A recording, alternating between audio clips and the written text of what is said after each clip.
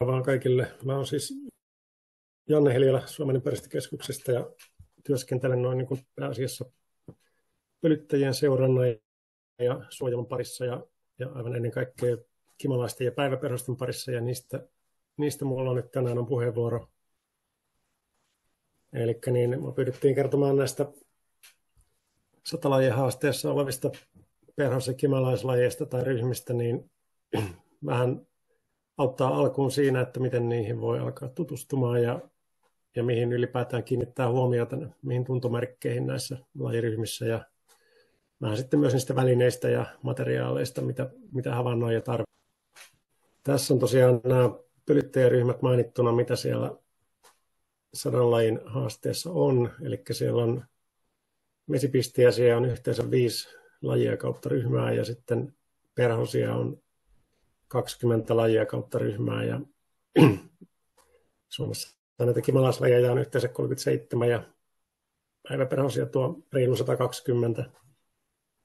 Näistä nuo kimalaiset on tuolla taajaman ympäristössä kaikkein kiitollisimpia havainnoida, kun niitä myös kaupungeissa hyvin usein näkee.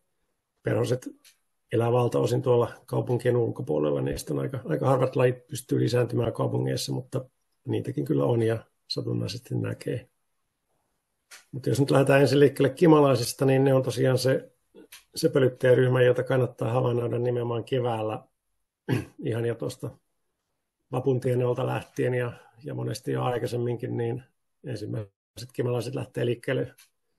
Lumet sulaa ja pajut alkaa kukkia, niin niitä alkaa näkemään ja toukokuussa jo varsin paljon. Ja silloin keväällä ne on kaikki noita talvehtineita kuningattaria. Ja helpottaa sitä havainnointia myös sekin, että nämä kuningattaret on sitten näistä kimalaisten kasteista niin niitä kaikkein helpommin tunnistettavia lajilleen, että niillä on selkeitä tuntomerkkejä. Sitten kesän edetessä ja etenkin loppukesällä niin tuolla maastossa näkee paljon koiraita ja myös loiskimalaisia ja sitten eri määrin kuluneita yksilöitä ja niillä sitten väritys ja karvotus vähän vaihtelee, niin se tunnistaminen on monesti vaikeampaa. Ja sitten tulee toki muistaa, että siellä on myös monia muita vesipistiäisiä, siellä on noita erakkomehiläisiä monenlaisia, jotka voi sekoittaa ennen kaikkea tähän tarhamehiläiseen, joka tuossa on keskimmäisessä kuvassa, niin se on tosiaan monesti vähän hämmentävän näköinen, että se voi niin sekoittaa kyllä etenkin keväällä niin moniin noihin tiettyihin lajeihin. Ampiaiset taas sitten pääsääntöisesti on helppo erottaa siitä, että ne on niin kuin karvattomia käytännössä kokonaan ja ne on takaruumiltaan yleensä musta-keltaraidallisia niin kuin tuossa esimerkissä. Ja kimalaiset taas on karvasia, keskimäärin isompia ja aika värikkäitä. No, kimalaisesta ei hirveän paljon materiaalia suomen kielellä vielä ole. Googlella ei löytynyt tästä kimalaisen elinkierrosta suomalaista kaavioon, niin lainasin sitten englanninkielistä. Tuosta saa vähän karkean käsityksen, että miten niiden vuosi etenee. Tosiaan siinä huhti-toukokuussa vähän lajista riippuen, niin kuningattaret lähtee liikkeelle ja alkaa kerätä ravintoa uutta pesää varten. Ja tuossa sitten kesäkuun tienoilla käynnistelee siellä muimista ja toukkien hoitamista.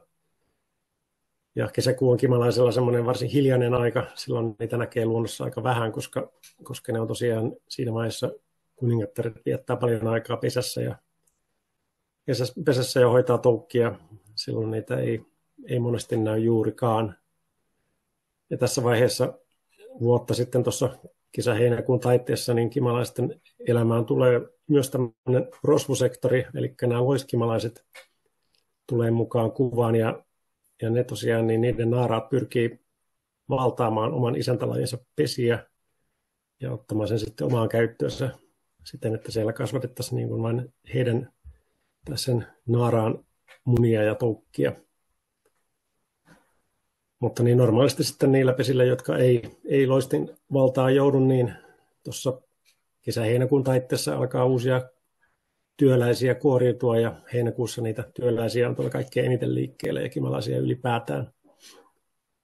Ja pian sen jälkeen sitten myös uudet kuningattaret ja koiraat kuoriutuu ja siinä heinä-elokuun taitteen tienoilla niin kimalaisia on kaikkein eniten tuolla liikkeellä ja pian sen jälkeen sitten nämä uudet kuningattaret alkaa hakeutua talvilepoon ja loput kuluvan kesän kimalaiset sitten vielä elää monet pitkäänkin syksyyn ja niitä voi nähdä vielä ihan syys-lokakuussa, mutta kaikki muut sitten kesän lopulla kuolee.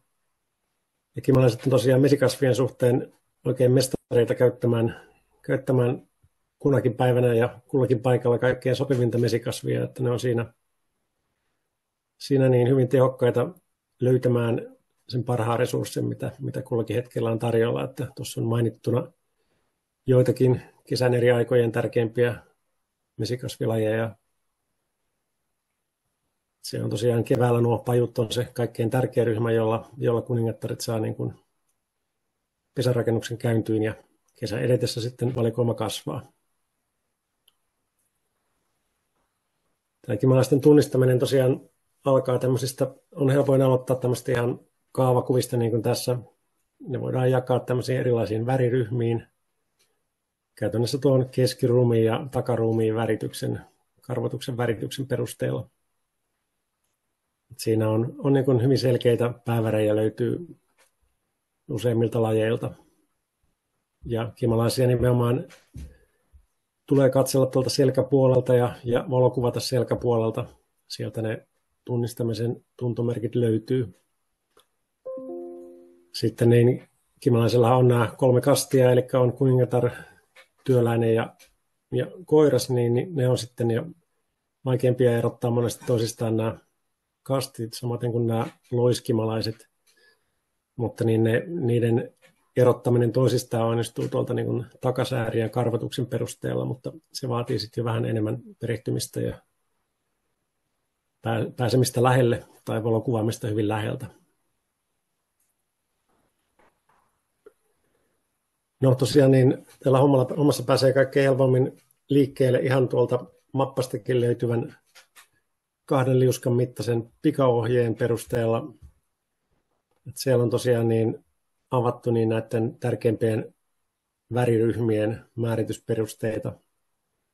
Ja sitten tuolla Syken pyörittämän kimalaisseurannan verkkosivuilla, niin ihan kimalaisseuranta.fi, niin sieltä löytyy tämmöinen laajempi PDF-tiedosto, jossa on avattu näiden kunkin lajin tuntomerkkejä ja osoiteltu nuolella, että mihin kohtaan kannattaa katsoa.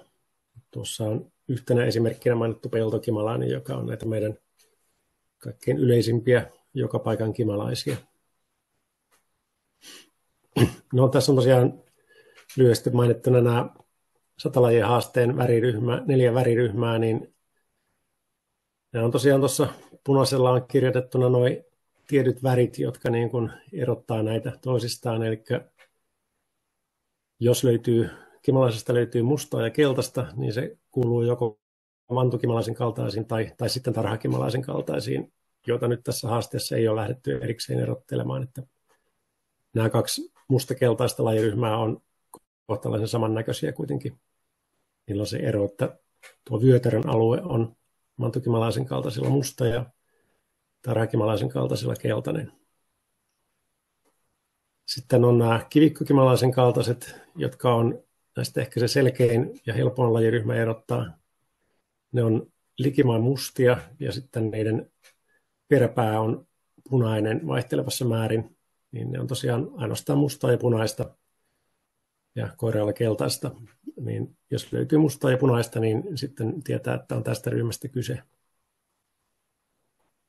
Ja 3. tässä on tuo kartonokimalaisen kaltaiset, jotka nyt käytännössä tarkoittaa lähes aina kartonokimalaista, joka on se meidän tavanomainen rakennuksissa pesivä kimalainen, ainoa kimalainen, joka tekee pesänsä rakennuksiin.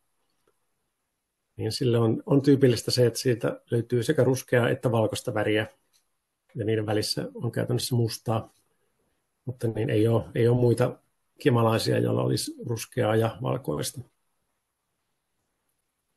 Ja sitten on vielä tämä peltokimalaisen kaltaiset, niin siihen ryhmään kuuluu tämmöisiä pari tämmöistä lajia, joilla niin tuo selkä on ruskea ja sitten tällä hyvin yleisellä peltokimalaisella tuo takaruumiin kärki on myös ruskea ja siinä värissä on mustaa.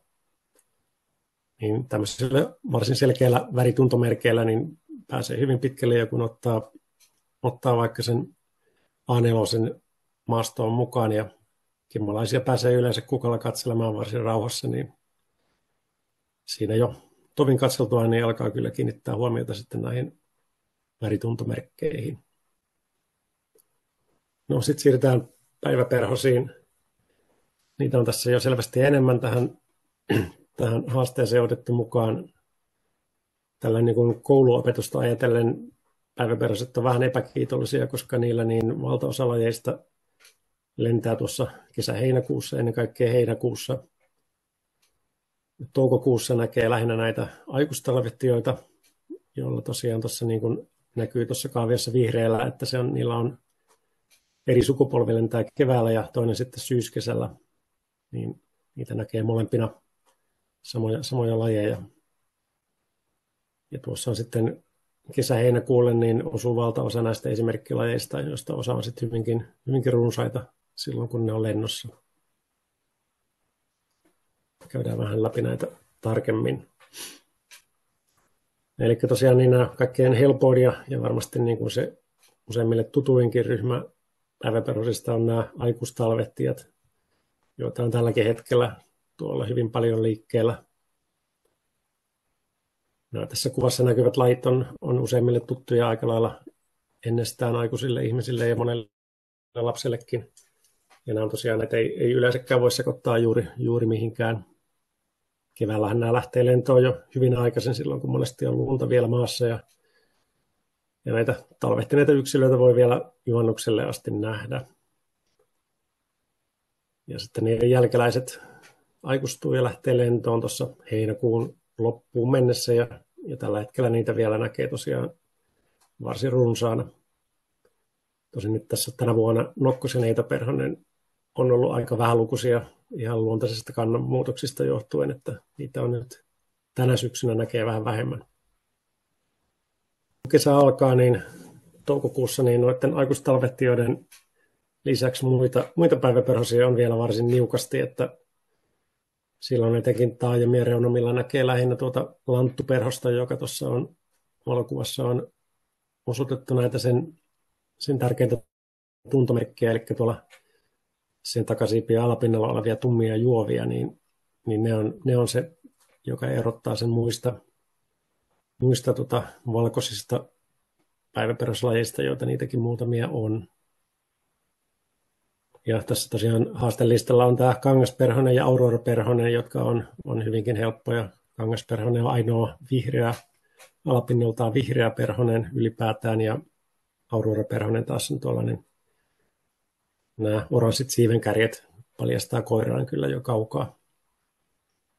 Tuo karttaperhonen on sitten semmoinen monelle hieman hämmentävämpi laji, että sillä on 2 sukupolvea. Toinen lentää tuossa heinä-elokuun taitteessa, ja ne on keskenään hyvinkin erinäköisiä, niin kuin tuosta kuvasta pystyy suurin piirtein hahmottamaan, että keväällä näkee ruskeita yksilöitä ja sitten loppukesällä mustavalkoisia, mutta kyse on tosiaan samasta lajista kuitenkin. No, kesäkuussa alkaa sitten perhoskesä vilkastua, ja silloin niin näiden lisäksi kyllä on monta muutakin lajia jo liikkeellä, mutta niin näistä 100 lajia haasteen lajeista, niin tuo ritariperhonen on se varmastikin se suurelle yleisölle hyvinkin tuttu ja erittäin vahvasti erottuva perhoslaji, jota nyt kuitenkin harvemmin näkee, että se on kohtalaisen harvalukuinen laji, johon ei monena vuotena törmää ollenkaan. Listalle oli otettu myös tämä suokeltaperhonen, joka sekin lentää kesäkuussa, mutta siihen harvemmin törmää, koska se on aika tiukasti vain avosoilla ja niiden reunamilla esiintyvä perhonen, niin siihen ei törmää, jos ei lähde käymään lakkasuolla. Sitten juhannuksen tienoilla tosiaan jo perhoskesä käynnistyy ihan kunnolla, ja näistä 100 lajia haasteen lajeista, niin muun muassa pikku piippo, paksupää ja teesmaperhonen lähtee liikkeelle, ja samoin useampikin sinisiipelaji ja hopeatäplä, joita on tosiaan näitä molempia sitten ja monta lajia. No, heinäkuu on sitten se tosiaan paras aika päiväperhosten havainnointiin. Silloin tuolla niityillä ja pientareilla on melkoinen vipinä ja siellä on aloittelija on varmasti ihan ihmeessä, etenkin näiden hopeatäplien ja sinisiipien kanssa. Sen takia ne olikin tuossa haasteessa vaan niin kuin lajiryhmän tasolla. Eli nämä hopeatäplät on tuommoisia päältä katsottuna kohtalaisen samankaltaisia keskenään. Oranssilla pohjalla on mustaa kirjailua vaihtelevassa määrin ja alapinnat on sitten kuitenkin se, mistä ne pystytään erottamaan tuolta takasiipien alapintojen kuvioinnista ja väreistä. Tuossa on vähän nuolilla osoitettu niitä kohtia, mistä näitä tiettyjä lajeja pystyy erottamaan ja vastaavasti tuosta alemmissa kuvissa sitten sinisiippien kohdalla.